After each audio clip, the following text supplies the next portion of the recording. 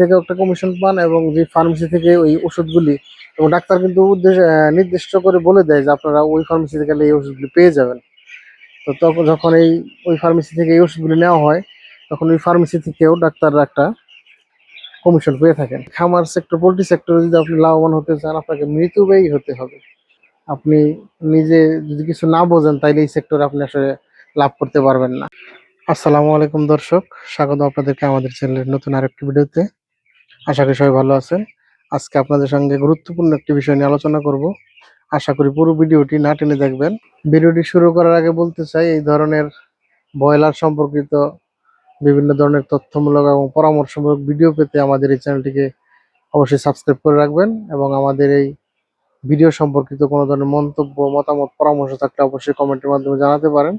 এবং আমাদের এই ভিডিওটি যদি ভালো লাগে অবশ্যই একটি লাইক দিবেন। আপনার এই একটি লাইক আমাদেরকে নতুন নতুন ভিডিও তৈরি করতে অনুপ্রেরণা যোগায়। কাজেই অবশ্যই লাইক করবেন এবং আমাদের এই পুরো ভিডিওটি আশা করি দেখবেন। ভিডিও শুরুতে আপনাদেরকে জানিয়ে দিচ্ছি আমাদের এই ব্রয়লার মুরগির আপডেট তথ্যগুলি। আমরা এখানে 1200 পিস বাচ্চা তুলছিলাম ব্রয়লারের। তো আজকে বয়স হচ্ছে 15 দিন এবং এই 15 দিনে 14 বস্তা খাবার খাইছে।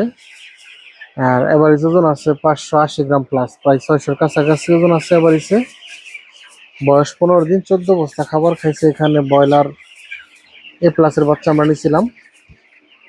বাচ্চার গ্রুপ হচ্ছে রস 308 গ্রুপের বাচ্চা, এ প্লাসের বাচ্চা এবং খাদ্য দুইটাই আলমার। এই 1200 পিস বাচ্চা থেকে মাত্র 3 পিস বাচ্চা আমার নষ্ট হয়েছে, বাকি সব বাচ্চা আলহামদুলিল্লাহ ঠিক আছে। তো এবার আসলে মূল বিষয় নিয়ে আলোচনা করি। মুরগির বাচ্চাগুলোর গত পরশু দিন রাত্রে লক্ষ্য করলাম যে এটার মধ্যে ঠান্ডা চলে আসছে, হালকা ঠান্ডা চলে আসছে। গত পরশু দিন রাত্রে আমি গতকালকে সকালে আমি চলে গেছি ডাক্তারের কাছে, মানে ফার্মেসিতে চলে গেছি। আমি ঠান্ডার জন্য যে ওষুধটা খাওয়াই আপনাদেরকে দেখিয়ে দিচ্ছি। আমি ঠান্ডার জন্য খাওয়াই হচ্ছে টাইলোডক্সি প্লাস, দেখতে পাচ্ছেন টাইলোডক্সি প্লাস আমি ঠান্ডার জন্য খাওয়াই মুরগিকে। তো এই ওষুধটা আনতে যখন গেছি তখন ওই ফার্মেসিতে আরেকজন খামারি আসছে, মানে আমার মূল ভিডিও আলোচনার বিষয় হচ্ছে এটাই। আরেকজন খামারি আসছে, উনি একটা ডাক্তারের প্রেসক্রিপশন নিয়ে আসছে। উনি 1500 ব্রয়লার মুরগি পালন করে। তো ডাক্তারের প্রেসক্রিপশনে বিভিন্ন, আমি নাম বলবো না, বিভিন্ন ধরনের কোম্পানির বিভিন্ন ওষুধ লিখছে, অনেক দামি দামি ওষুধ লিখছে ডাক্তার, অনেক দামি দামি ওষুধ লিখছে। তার 1500 মুরগির জন্য ওষুধ লিখছে, 6400 টাকা আসছে তার ওষুধের বিল। আমার কথা হচ্ছে, এবং আমরা জানি বিষয়গুলি, প্রত্যেকটা ডাক্তারের সাথেই বিভিন্ন ধরনের ওষুধের কোম্পানির সাথে তাদের লিয়াজও থাকে। তারা বিভিন্ন ডাক্তার বিভিন্ন কোম্পানির ওষুধ লিখে থাকেন এবং সেই জন্য তারা কোম্পানি থেকে একটা কমিশন পান এবং যে ফার্মেসি থেকে ওই ওষুধগুলি, এবং ডাক্তার কিন্তু নির্দিষ্ট করে বলে দেয় যে আপনারা ওই ফার্মেসি থেকে গেলে এই ওষুধগুলি পেয়ে যাবেন। তো তখন যখন ওই ফার্মেসি থেকে এই ওষুধগুলি নেওয়া হয় তখন ওই ফার্মেসি থেকেও ডাক্তাররা একটা কমিশন পেয়ে থাকেন। তো এই জন্য তারা অনেক দামি দামি ওষুধ, অনেক কোম্পানির ওষুধ তারা লিখে থাকেন। আমি বলবো না যে এই ওষুধগুলি আপনারা নেবেন না, ওষুধগুলো নিতে পারেন আপনারা। আর ডাক্তারের কাছে যাবেন না সেটাও বলবো না, কারণ অনেক সময় ঠান্ডা গভীরভাবে লেগে গেলে ঠান্ডা থেকে আমাশা, কষা সহ বিভিন্ন ধরনের অসুখ হয়ে যায়। তখন আপনারা হয়তো মুরগিগুলোকে কন্ট্রোল করতে পারবেন না, সেই জন্য ডাক্তারের পরামর্শ অবশ্যই নেওয়া উচিত।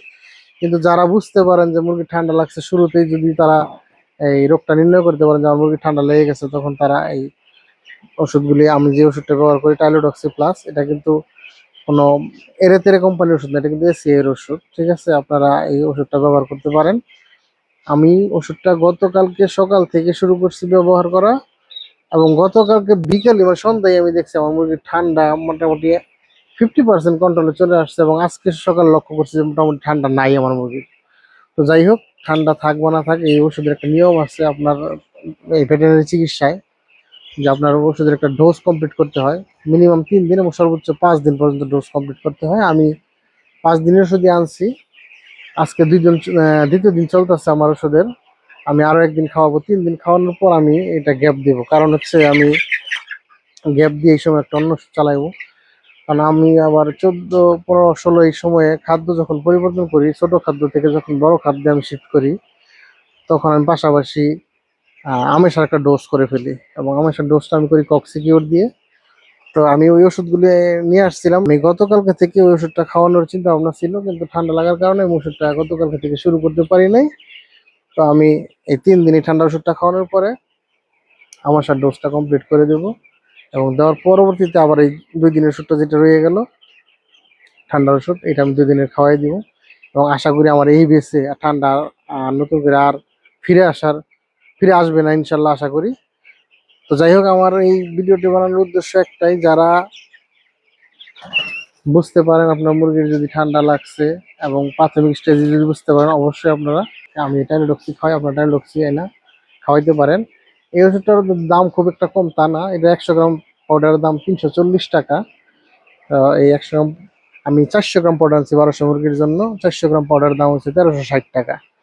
আর ডাক্তাররা প্রেসক্রিপশনে যে ওষুধ দেয়, আমি তো বললাম আমি নিজে দেখছি, এরকম ফার্মেসিতে অহরহ দেখছি যে 6,000, 6,500, 5,000, 4,000 টাকার নিচে কোনো বিলই হয় না। ঠান্ডার ওষুধ যে ডাক্তাররা লিখে সেখানে 4,000 টাকার নিচে কোনো বিল আসে না। তো আপনার এই খামার সেক্টর, পোল্ট্রি সেক্টরে যদি আপনি লাভবান হতে চান, আপনাকে মৃত্যুব্যয়ী হতে হবে। আপনার কিভাবে খরচ কমানো যায় সেই চিন্তা ভাবনা করতে হবে।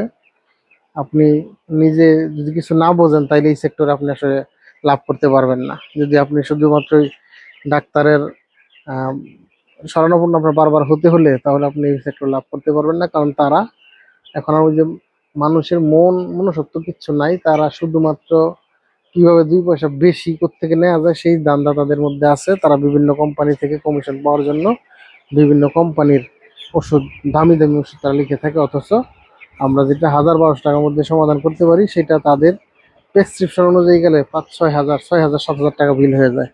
তো কাজেই আপনারা যারা সচেতন আছেন এবং যারা আমার এই ভিডিওটি দেখতেছেন, তাদেরকে আমি এই পরামর্শই দিব, আপনারা নিজে থেকে চেষ্টা করবেন কি রোগ হয়েছে সেটা নির্ণয় করার এবং সেই অনুপাতে চিকিৎসা দেওয়ার। যদি কিছু একান্ত না বোঝেন, সেই ক্ষেত্রে ডাক্তারের পরামর্শ অবশ্যই নেবেন। যাই হোক, ভিডিওটি অনেক বড় হয়ে গেল। যারা ধৈর্য সহকারে দেখলেন আমার ভিডিওটি, তাদের সকলকে ধন্যবাদ জানাই। এবং আমাদের ভিডিও সম্পর্কিত কোনো ধরনের মন্তব্য, মতামত, পরামর্শ থাকলে অবশ্যই কমেন্টে জানাতে পারেন। এবং ব্রয়লার সংক্রান্ত যে কোনো তথ্য এবং পরামর্শমূলক ভিডিওর জন্য আমাদের চ্যানেলটাকে সাবস্ক্রাইব করে রাখতে পারেন। এবং আপনার যদি ভিডিওটি ভালো লাগে, অবশ্যই একটি লাইক করবেন। আপনার একটি লাইক আমাদের অনুপ্রেরণা হয়ে থাকবে।